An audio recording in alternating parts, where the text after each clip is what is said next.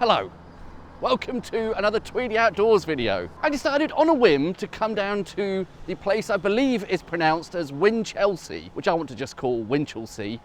It is the neighbour of Rye, which is perhaps a bit more famous, but I thought it's a little bit flashy and showy Rye, and I would rather come to Winchelsea, which has similar history. There's a tractor over there, but a little bit lesser known. A cute station that is. That really is all there is to it, just a platform on one side. The line goes down to a single track at this point, between, after Rye, up to Winchelsea. I don't know, possibly as far as Hastings, I'm not sure. And that is all there is to it, the station. It's pretty bare bones and basic, isn't it? There's a short walk down here to the actual town. Really feels quite remote once you get here. Perhaps I can show you a little bit of the OS map. There really isn't a big density of population or anything around here. Winchelsea itself is a tiny little town, ancient town. Perhaps I'll talk a little bit more about its history when we get a bit closer and there's something more to see, a bit more interesting than just my ugly head. I did a very, very brief bit of research late last night when I made the decision to come here, and I realised John Rogers has actually recently been here. So I'm going to have a bit of a mooch around the town, to borrow a phrase from Danny from Honest Places. There is one pub there today, and a couple of dead pubs I want to take a look at. I'll look at some of the old defences, some nice old gatehouses there, take a look at those. Some famous people were associated with Winchelsea. Rod Hull, Spike Milligan. I think we can possibly even visit Spike Milligan's grave. I've always quite wanted to see that because it does have a humorous inscription on it. Then later on I'm going to head down, hopefully, to the beach. The clocks have gone back now, so sunset is before 5 p.m. and I'm hoping to sit on the beach, watch the sunset, and then walk all the way back via Winchelsea again to the station, probably in the dark. Hopefully while I'm there on the beach, if conditions seem appropriate, I would like to do a little bit of cooking. Going to make a dish called Ribollita. It's an Italian, possibly Tuscan classic, which is meant to be made from leftovers or reheated the next day. That's the name, Ribollita, re-boiled, recooked. This is the Pipewell Gate. There are 3 of these stone gates still surviving. I think they're all from the 13th or 14th century. Couldn't find the exact date on the other 2, but this one was rebuilt in 1380 after the French came and sacked the town. Most of the town was rebuilt about 100 years earlier following a storm in 1287 that washed away the old town. It was built a little bit further up the hill, and possibly the other 2 gates date from that period. Just been reading the sign over there, and apparently, although the predecessor of this gate was destroyed in 1380, this wasn't rebuilt until a couple of decades later in 1404 by then Mayor John Helder. And you can see there just about his coat of arms. Can't recognise any of the actual individual heraldic devices on it, but apparently that is the Mayor of 1404 of Winchelsea's coat of arms. So to recap, 1287, great storm, destroyed much of the coastline along here, and the old town of Winchelsea basically washed into the sea. A new town built slightly higher up the hill, but less than a century later, 1380, the French came along and burnt the whole place down. I'm a bit reminded of that bit in Monty Python and the Holy Grail. Is it Swamp Castle? The other king said I were daft building a castle in the swamp, but I built it anyway just to show them. The first one fell into the swamp, the second one fell into the swamp, the third one burnt down, fell over, and then sank into the swamp. But the fourth one, my son, that is the one you will get. I'm not going to head straight into the centre of Winchelsea. Instead, sort of skirting around the edge here. Lovely run of old houses on this northern edge of the town. Probably a great view. I don't know if you can see. Over there in the distance, you can get a view of Rye, in fact. What a show off. I assume there is a rivalry between this pair of towns, both having the status of later editions as Cinque Ports, and hopefully along here a bit further down we can see one of the other gates, and I think a couple of now dead pubs. Behind me there, that building is one of the former pubs of Winchelsea. There are at least 3 that we know about. This building's not so immediately obviously a former pub. It's converted into a residential dwelling today. Looks pretty domestic, doesn't it? It has this interesting kind of doorway almost into the chimney stack at the side. But the real giveaway that this was a former pub is the entrance to the old cellars, which apparently still exists there, and at least some of the time, I think you have to book a long time in advance, you can get access to some of the many cellars of Winchelsea. It was famous as a wine trading port, so many of the inns and other properties nearby had large, extensive wine cellars. It's got the National Trust symbol through the little archway there. You can just about see into the cellars down there, but like I say, you do need to book on a special tour in order to actually get access to that.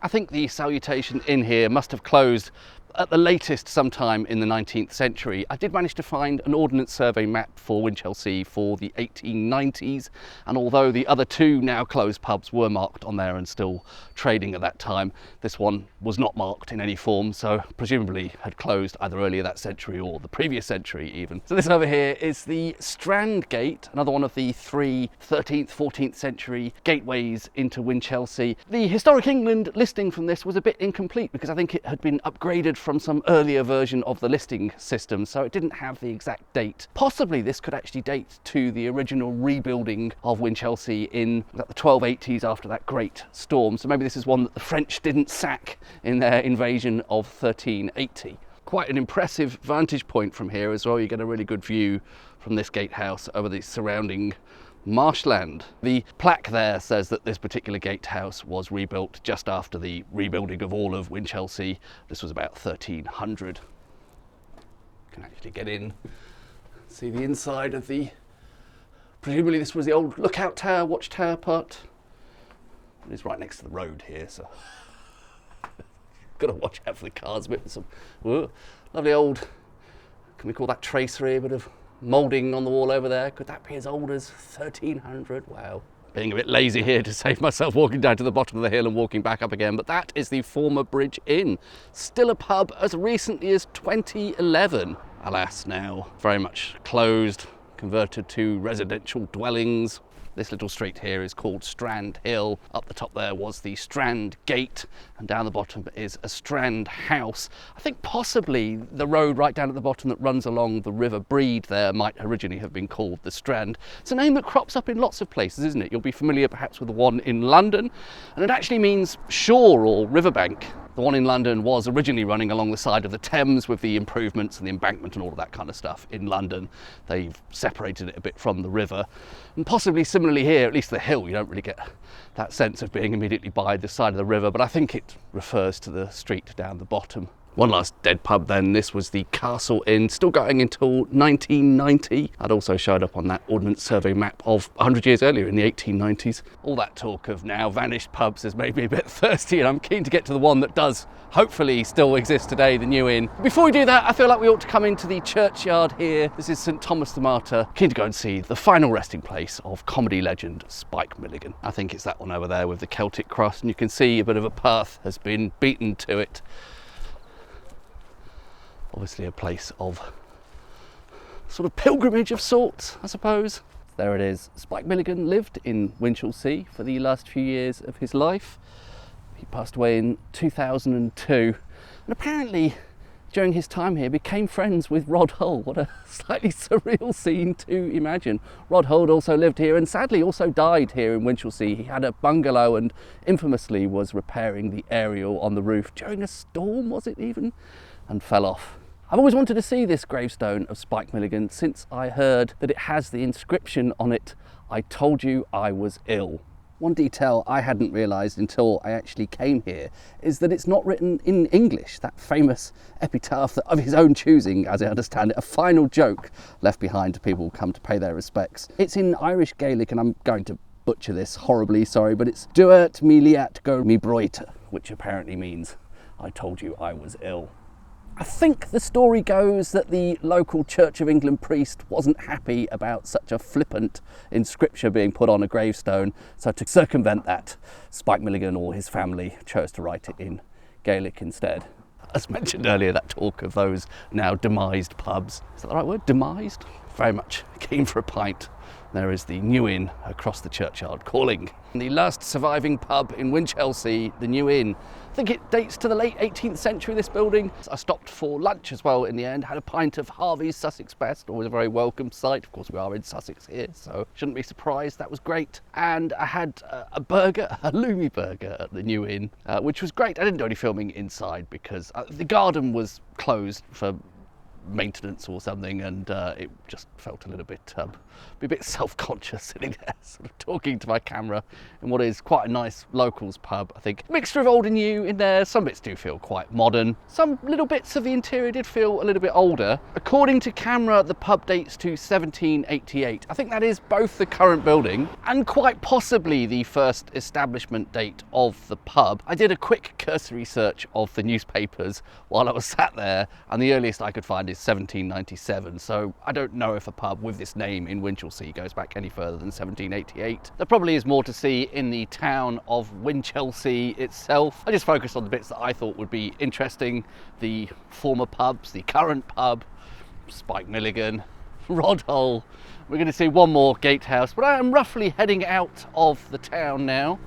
Plan is to walk to the beach. It's not quite yet 2 o'clock, and I had originally thought I'd like to get to the beach around sunset, which will be, I think, something like 4:45, and sit there and have a couple of glasses of wine and maybe do some cooking on the beach, if the conditions allow, you know, in terms of weather, tide, amount of other people milling around, all that kind of stuff.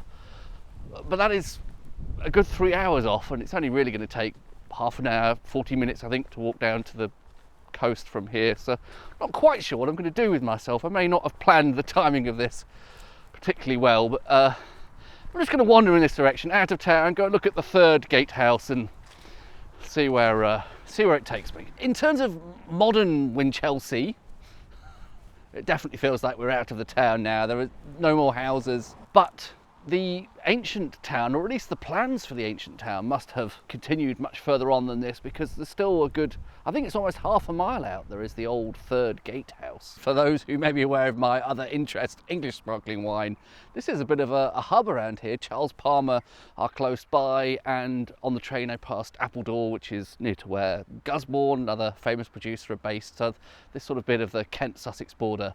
Plenty of English sparkling wine producers. Alas, I'm here on a Tuesday, and the cellar door, wine tasting, etc. thing only opens from Wednesday to Sunday, so can't pop in and have a glass of ESW, unfortunately. I do have some Burgundy in the bag, so you know, all is not lost, but would have been nice to have had some local wine while I was in the area. Going to follow a footpath for a bit. Haven't been on many footpaths so far. I don't think I've been on any footpaths so far. I've just been following the roads, fairly quiet country roads around here, so it's not been a problem. This will hopefully take me to the new gate, and then beyond there, that path that I think leads to the coast. I suspect what we're looking at over there in the distance are the vineyards of Charles Palmer. Nice bit of countryside, actually. Undulating hills. And I can already see the new gate over there. Always nice to see a different collection of footpath signs. We have the 1066 country walk here, and I think they're just some East Sussex County Council markers as well for a generic footpath. Good afternoon, ladies. You appear to be quite well fed, don't you? Don't mean to sound rude. You look healthy. You've got a good amount of insulation for the coming winter months. So there we go, that is the new gate. I wonder if that implies that there would have been walls all around the town up until this point. There wouldn't be much point having a gatehouse like that if there were no walls immediately either side. So this landscape would have looked quite different, I suppose, all enclosed. I think I may have already said back there, but it's an indication of how big Winchelsea was, or at least how big it was planned to be. This is a good 10-minute walk, half a mile or so, from the main part of the modern town, village, whatever it is today. Here is the plaque about the new gate. The new gate was built in the 13th century, presumably post 1287, that great big storm, and was the only entry to the town by land. Interesting. It's beautiful. It's so quiet here as well. Perhaps I should shut up for a moment so you can appreciate that.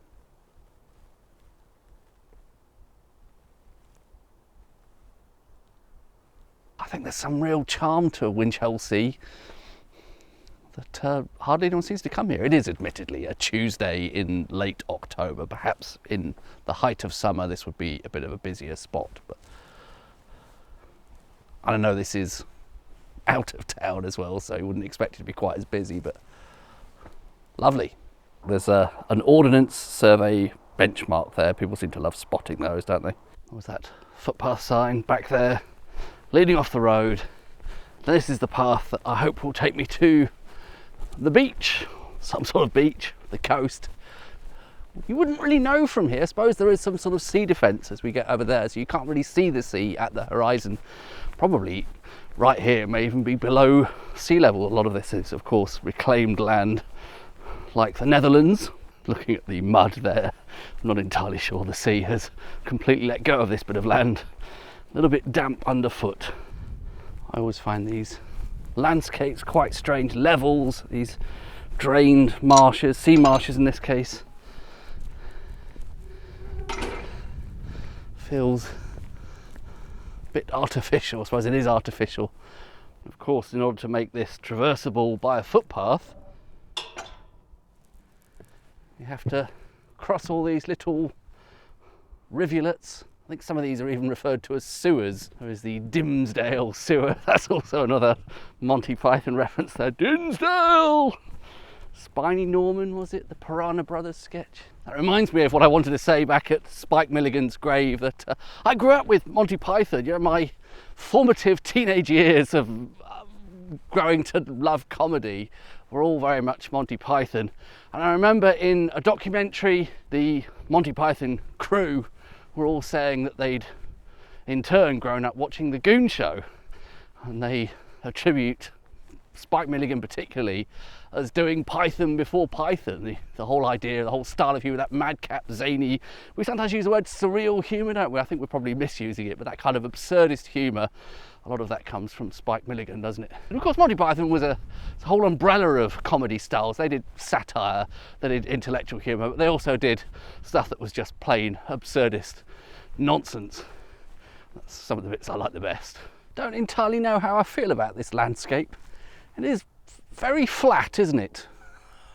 I quickly find myself missing the undulating hills from back there, the gently undulating hills, and where are the trees as well?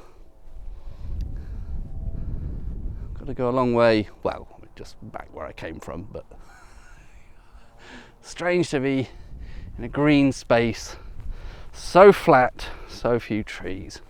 Nice though to see those ripples from the breeze and the reeds wafting about. Perhaps this is another scene which would be better appreciated without me talking over the top of it.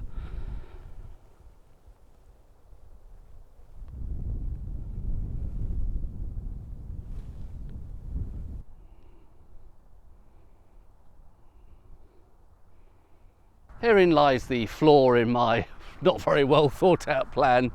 There is a road there. I did know that. I'd seen that on the map, but it's a reasonably busy road, and that is immediately before the sort of seawall, that embankment over there, over the other side of which is the beach.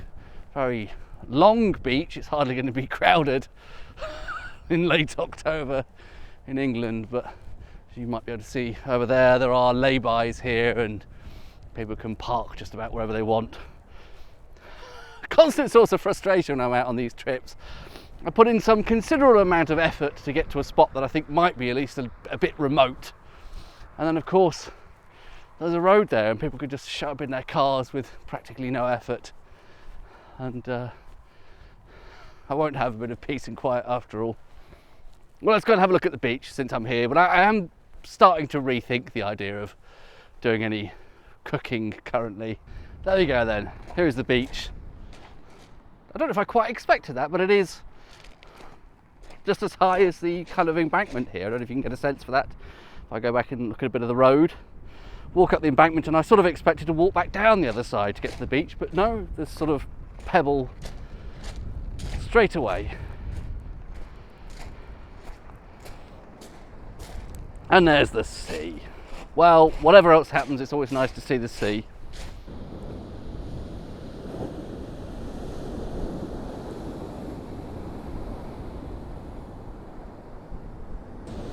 A little bit choppier than I might have expected. I suppose it is a bit breezy today. I assume that over there, all the way in the distance, is Dungeness, the nuclear power stations. I don't think anything else could be in that direction. Beyond there, there's just nothing really. Shall I go and throw a stone in the water? Mr. WC21 says that's the sort of thing people do on YouTube.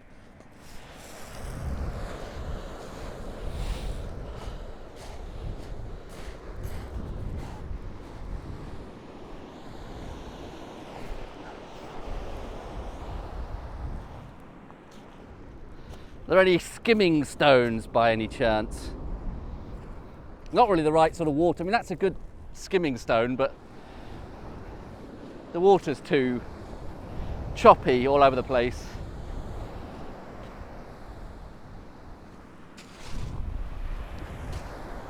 Wasn't a terrible effort. 'Tis a nice spot, but the breeze is pretty brisk. I'm not exactly cold, I've got the sun on me, but it gets a bit wearing after a while. Yes, I don't seem to be very well organised. I've just been sat on the beach for half an hour or something. Almost dozed off for a while. I don't seem to really be able to make up my mind what I want to do. It would be a shame to have brought all those things for cooking and not get to use them, but it's just quite windy along here. If I could just find a slightly more sheltered spot. I don't really know how that's going to happen, but perhaps opening the wine would change the state of play. That might persuade me the whole endeavour is a bit more worthwhile. Well, I've procrastinated so much that it actually seems like it might be worthwhile sticking it out here now. It is 3:40. I believe sunset is due at 4:39 in this vicinity near Hastings. Basically an hour from now. That would still be far too early to actually have dinner, but anyway, I might as well at least have a glass of wine while I'm here. Brought the old Tweedy wine bag out again. Some Burgundy from the Haute Côte de Nuit, sort of near Nuit Saint-Georges, down at the bottom of the Côte de Nuit. Not the usual Gevrey Chambertin, this is a more budget version. I'll do some tasting notes over on Burgundy with Tweedy if anyone's interested. Is that I still don't know. But in one of these corners, some people watch this on the TV, you don't even see those little, you've been wondering probably for years why I keep pointing in the corners. You don't even see those little pop-up card things on the TV, do you? I've opened up the wine over on Burgundy with Tweedy. Quite enjoying that. It is now 4 p.m. The wine faff has wasted another 20 minutes or so. Far too early really to think about eating, but sunset in 40 minutes. Might actually start cooking now. It's going to take a while, and it can sit and just go cold if necessary. But I don't want to be starting when it's already dark. That would be absurd. I don't know if I explained at the outset, the dish I'm planning to make is called Ribollita. It's an old favourite of mine. I think it's a Tuscan dish. It's sort of made from leftovers, I think. Particularly it's one way of using up stale bread. The three key ingredients are stale bread, cavolo nero, otherwise known as black kale, which I think is significantly nicer than regular kale, and cannellini beans. So I'll start by chopping an onion. It's a bit of a small onion, isn't it? Well, I'm just dining for one. I correspondingly have quite a lot of garlic actually, so don't know if that's typical or not.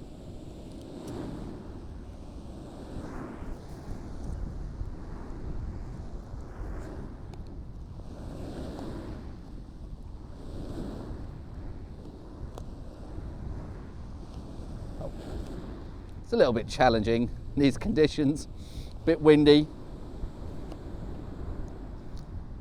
The chopping board, as always, is not perfectly flat. This is all going to be a bit rustic as ever, but there we go. I've tried to use my backpack here as a bit of an additional windshield. See if that actually works. Can I light this thing?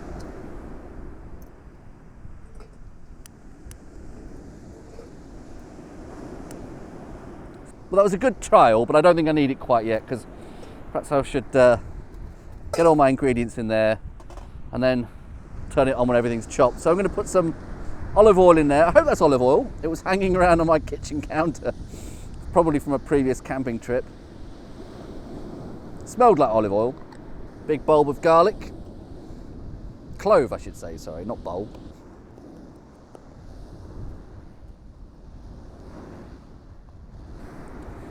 Garlic can go in. I think for the classic recipe, you'd start with what's called a sofrito, which is that onion, celery and carrot. Didn't bother with celery, but I do have a carrot. I've peeled it at home.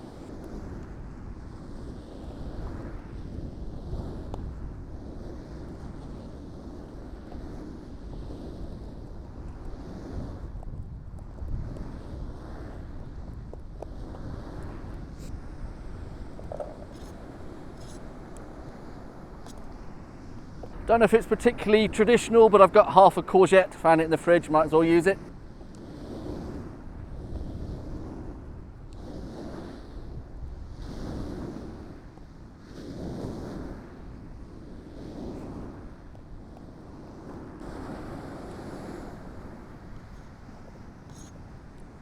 Finally then, for the chopping bits.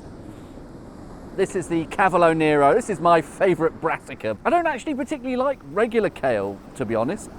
This is, as I said, probably, it's also called black kale is the alternative name for it. It's not really black, is it? It's a dark green, but I wouldn't call that black. But I think this stuff is absolutely wonderful. I really, really like the flavour of it, texture of it. It does take a little while to cook. That's the only slight downside. Chopping board is a bit inadequate for the size of the Cavolo Nero, so I'll have to just sort of feed this into the pan as I go.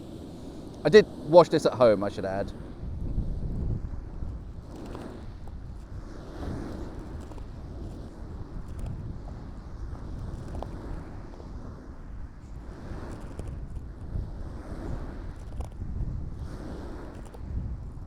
I know that looks like a big unwieldy mess.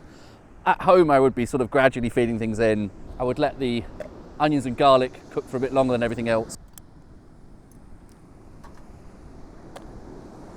This time I actually remembered the handle.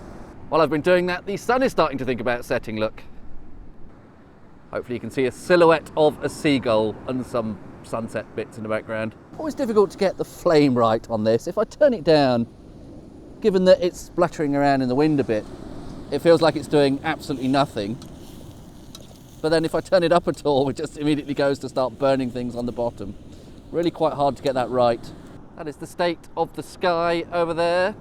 What is the time? 15 minutes to go until the official moment of sunset. Looking quite nice, I think. I mean, it's sort of working. I'm kind of moving it a lot and putting the flame up and down, and I'm kind of getting something like the sautéing effect I would like.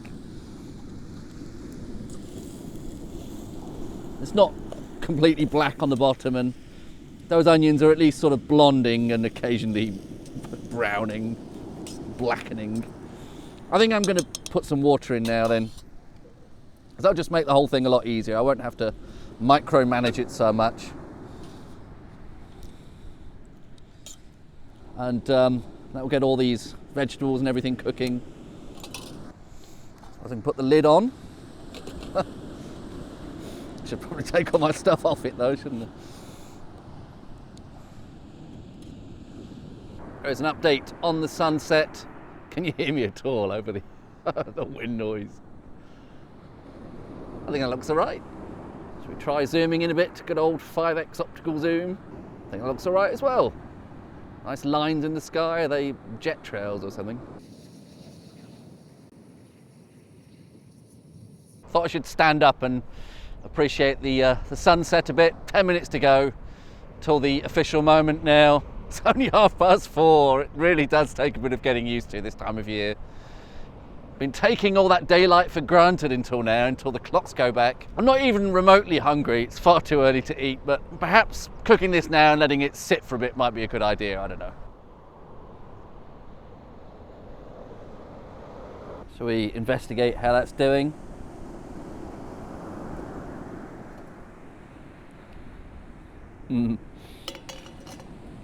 Thought there was a bit of steam coming off that. Perhaps I was mistaken. No, there is definitely some steam as I move that around. That water is heating up nicely. Yeah, I'm sure this will work. Definite gentle simmer now. I've been enjoying the sunset over there. Got some Instagram-esque pretentious shots with the wine in the foreground. Not actually many more ingredients to go in now. I should have showed you these before. This is a little carton of cannellini beans. I naively think it means less weight having the boxes rather than the tins.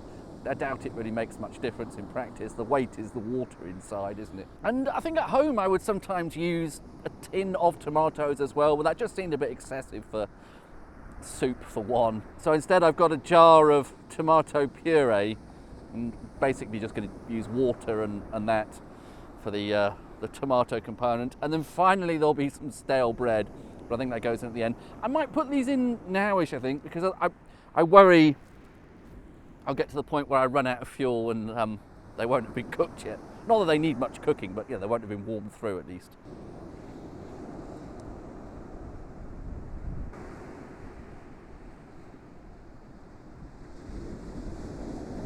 Nice rolling boil there.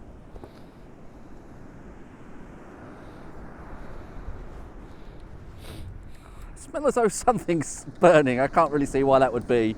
This has all got plenty of liquid, so it ought to be fine. Perhaps something did get caught on the bottom there. Right, need to get these beans in, for which might need the knife.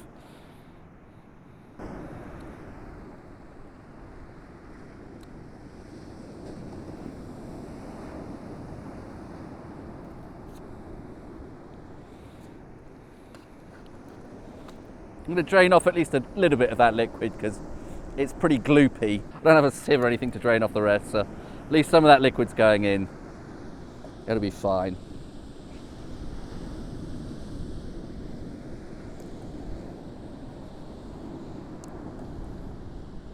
Probably only really needed half of that.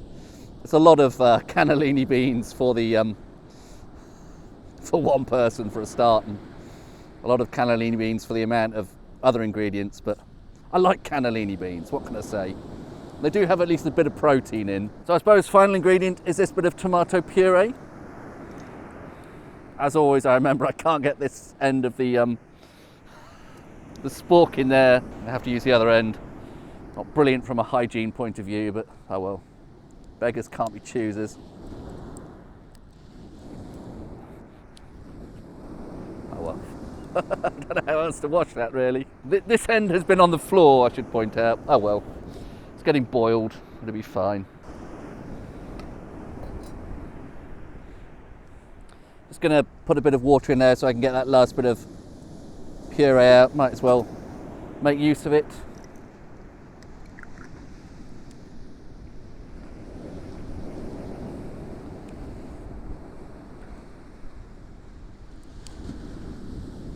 Go. Had a dramatic development on the sunset front. Look at that lovely wisp of cloud, pink cloud. I think we're now past the moment of sunset, so this may be as good as it gets, but I'm pretty pleased with that. Isn't that nice? Is my big fat head obscuring the nicest bits of the sunset? Lovely. And to think earlier on, I was thinking of just going home and not bothering sitting out to watch the sunset. Almost always worth it, as long as the sky is clear. Obviously, if it's grey, overcast, there's not going to be much to see.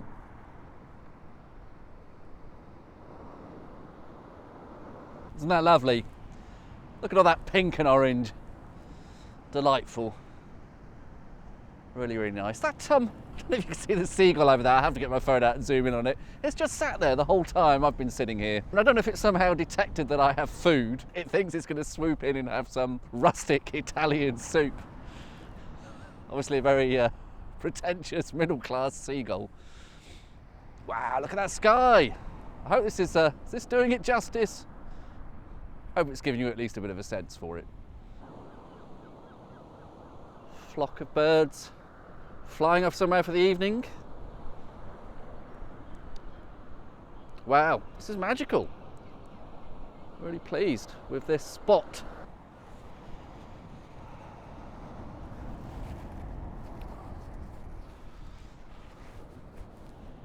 As hopefully you can see, you're getting a decent simmer out of that.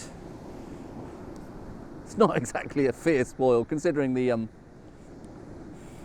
gas stove is on close to max. Probably will run out at some point, but that is definitely cooking. That is getting a nice simmer there. So that's all pretty good. I'm happy with that. The last component of this is probably the one some people will find controversial. A crust of stale bread. I think this is quite traditional. I think it's meant to be stale as well. This is pretty ancient now. I hope it's not mouldy. Just break that up into chunks, throw it in basically. It is pretty hard.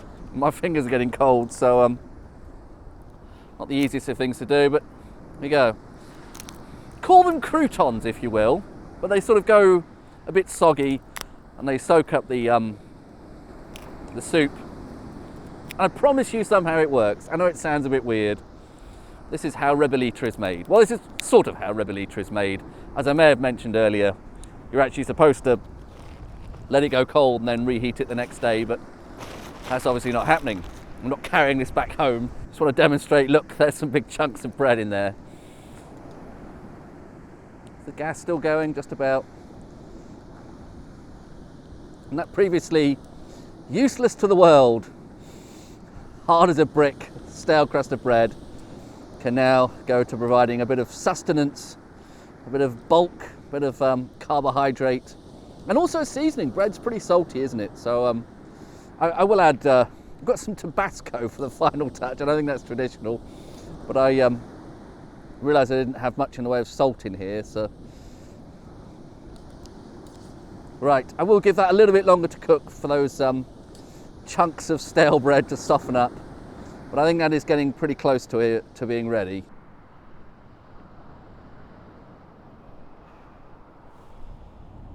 Just about enough light left to see. I think that's going pretty well. Look, bubbling away. I don't know if you can see that in this.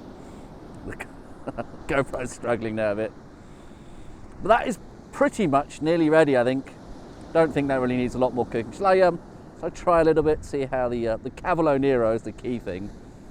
All right, yeah, a little bit on the al dente side, but it'll do. I think I'm going to call this done. Ribollita on the beach. I'll do a quick taste test just to give you a sense of what it's like. That is rustic and hearty. The bread sort of dissolves into the soup, as do at least some of the cannellini beans. 5:20. Bit early for dinner considering I only had lunch 4 and a bit hours ago. But that is nice. I'm enjoying that. It's really nice to have hot food on a cold, windy beach. Did bring some Tabasco as noted, didn't I? I'm not sure it actually needs it really. It does have enough flavour without it, but I'll put a bit of that in because I always like Tabasco. It makes everything better. Especially the green one. It's a little bit milder. It's not quite such a severe flavour.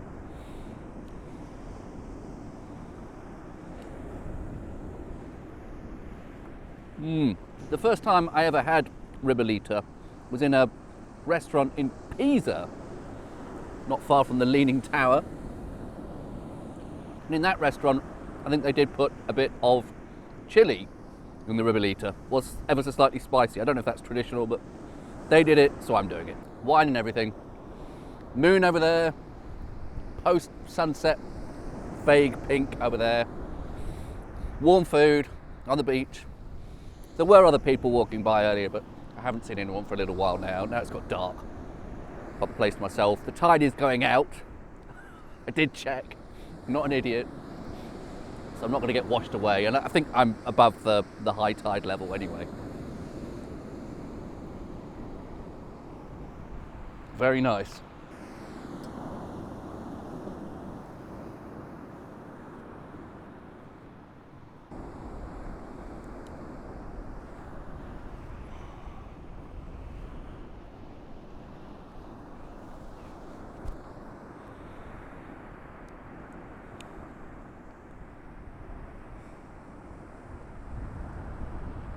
Hashtag leave no trace.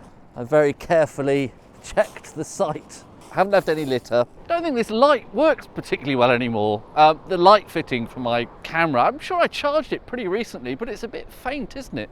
Which is slightly a problem because I told myself, well, I'm not camping tonight.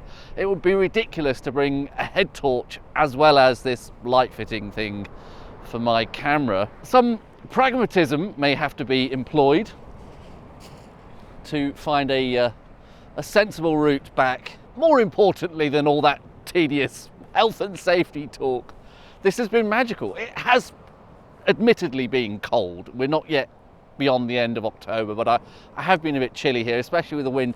It's actually died down a little bit now. It's not too bad right now, but it is definitely cold. It's dark now. The sun's gone in over an hour ago, 2 hours ago. I've lost track of time. But it's been beautiful sitting here. I've been doing some night photography It's like a mini camp without actually camping. Can you see that style? No, you really can't. Oh God, this is so useless. Can you see that footpath sign? Yeah, if I hold it in ridiculously close, I can see where I'm going. Shining this useless torch at the ground. There's enough light for my eyes to work, and I can avoid falling in the various sewers. Was this the Dinsdale sewer or something? So, but I don't think I'm going to be able to film much, I'm afraid, between here and Winchelsea, because this light attachment's just a bit useless in this light. What a disappointment. Maybe it needs charging more. I don't know what the issue is. I think it probably was the battery on that light attachment for my GoPro that was dead. It was getting fainter and fainter as I was walking along, so I've now had to resort to the torch on my phone. Embarrassing. This is a very amateur outdoorsman sort of rookie mistake to be making, but I'll get there. It's only another, hopefully less than 10 minutes to get across the levels, and then it's a road from then on and it'll be easier to see. But this is a difficult landscape to navigate in this sort of lighting, because it is crisscrossed with these, what are they, rivulets, these little streams, these little watercourses, and if you don't look where you're going, you end up tumbling down a bank and getting very wet feet. So I've been keeping an eye on the map and keeping, the torch on the ground, and I think I'm just about managing so far, but it's not an easy thing to get across without a bit of assistance. Notice this odd bone on the way here. I'm sure it's some sort of bone. Any thoughts on what that is? Initially just assumed it's some part of a cow or a sheep, because that's the livestock that are around here, but these sort of funny dangly bits, a bit hard to identify. Back to this bridge, and I just saw a badger run past. Unfortunately I was too slow to get the camera ready, and this sort of lighting a bit challenging, but I think I'm nearly off the levels now, which would be nice, because this has made for challenging walking in these lighting conditions, by which I mean it being dark. Back to the road, off the levels, that's good. On to Newgate, I suppose. Back to Newgate, that has an added dimension in the dark. Nice. Sorry, this is probably horrible jerky camera work, isn't it? But there you go, that's what that looks like in the gloom. I decided on the way back to just hot-foot it through Winchelsea. So I'm back to this is the Pipewell Gate, the first gate that I encountered, because there is a train from here in just under 20 minutes. I don't really have time to be yapping. I should just be getting back to the station. The 1 an-hour, it wouldn't be the end of the world if I missed it. It's certainly not the last train of the night, but felt like I'd like to get on that one. I have made it back to Winchelsea station in good time for the, was it 7:43 train. Did I even talk about that whole Cinque Port business, or Cinque Port business, depending on how you want to pronounce that? Anyone with a smattering of French will identify that as roughly similar to the French word for the number 5, cinq. And this was a set of historically important ports. There were originally 5, but by the time Winchelsea, I should say, and its flashier neighbour Rye joined the club, they were actually the 6th and 7th, so it was an increasingly inaccurate title, Cinque Ports. They're all in Sussex and or Kent. I think the later ones got added in even places like Essex, but the original ones were Sussex and Kent, around this part of the border. Is it 12th century or even earlier? It's pretty ancient stuff. The king at the time wanted a ready navy, a ready fleet of ships. So he made a deal with these Cinque Ports, these important harbours, that they would keep a ready supply of ships. I think they possibly even did the shipbuilding, and they would keep them maintained and ready to go to war. Oh, the light's gone off. And in return, those towns would get some privileges. There was a whole list of these privileges. Yeah, all right, I'm trying to do a bit in the dark about history here. My favourite privilege was Mundbrice. What a fascinating word, Mundbrice. That was the right to enter private property in order to repair dikes and other sea defences. quite a nice day out in the end. I think I actually quite enjoyed that. Bit of a weird day out. It was sort of half a kind of slapdash history tour of Winchelsea, which I probably kept mispronouncing, and then the rest of it was back to sort of standard Tweedy Outdoors fare, ridiculously cooking in the outdoors for no good reason when I could have just gone to the pub for dinner, really, couldn't I? But it was very nice. Lovely meal, lovely sunset. Right, thanks very much for watching. See you on the next one. Bye-bye.